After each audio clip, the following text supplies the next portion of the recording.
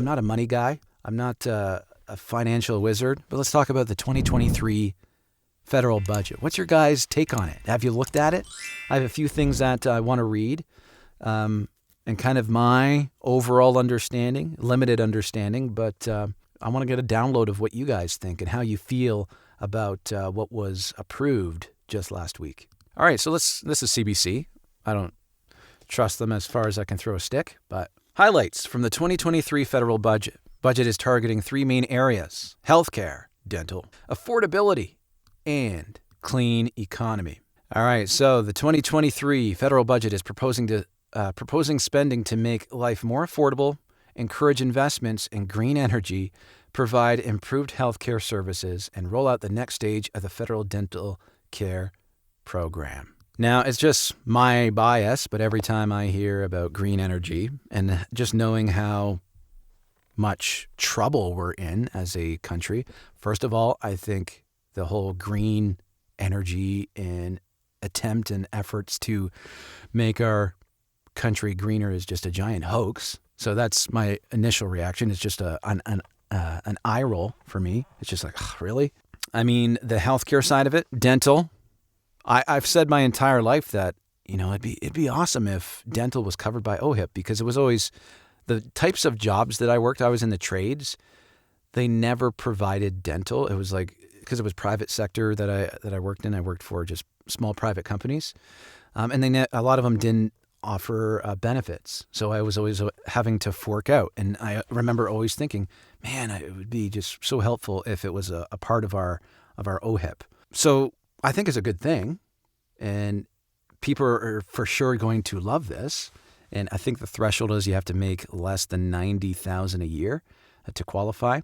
But we're in trouble. We're in trouble as a country. We can't afford this. So it's like, yeah, awesome, you got a brand new Ferrari, but you're only making $500 a month. Like that's immediately what I think about. Like, sure, you're gonna get people excited, but these unsuspecting people don't realize that when they take this, that is what's causing our inflation to get worse. That's what's causing the cost of living to just skyrocket even more.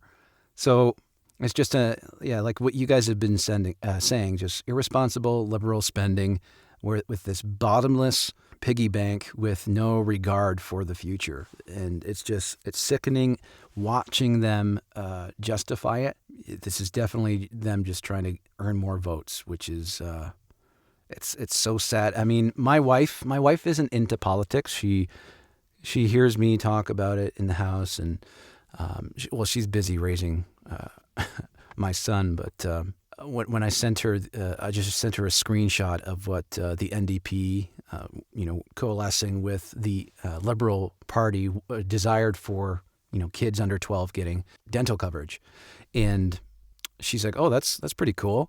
But then I started explaining. I said, "Yeah, it is pretty cool. That's awesome that families are getting help." I said, "But," and I explained. I said, "This is what unsuspecting people like you," and it wasn't to offend her, and she understood that. It's bait. It's literally bait, and you're going to get, as a country, we're going to get hooked. So there's just too many unsuspecting people that fall for it, and they vote accordingly. The Liberals had to walk a political and fiscal tightrope with this year's budget, spend enough to get people excited and clinch continuing NDP support without overly complicating the Bank of Canada's battle against inflation. No easy feat, says economic expert Alicia McDonald. The government did manage to kind of thread the needle and walk that fine line.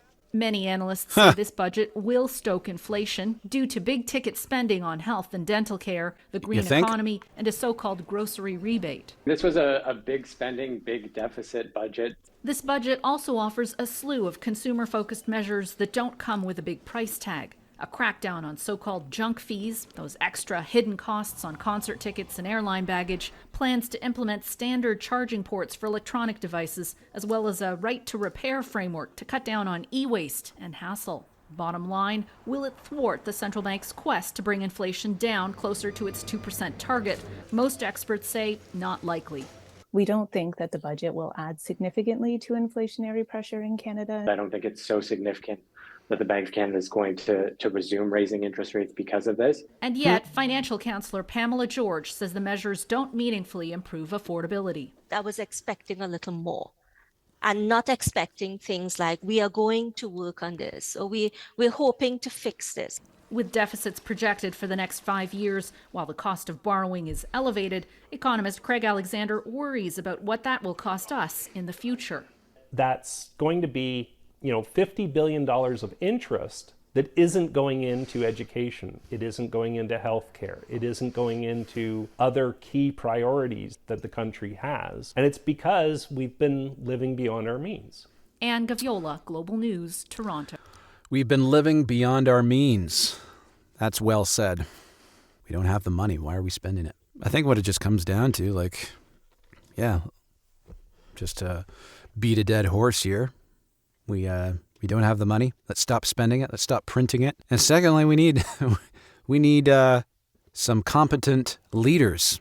Justin Trudeau, Chrystia Freeland, who has no education no education in finance, trying to run a corporation. That's what Canada is. It's a corporation, and they just don't have and I don't mean to be insulting. They don't have the brains to do it. I mean, I don't have the brains to do it, but we need somebody who does.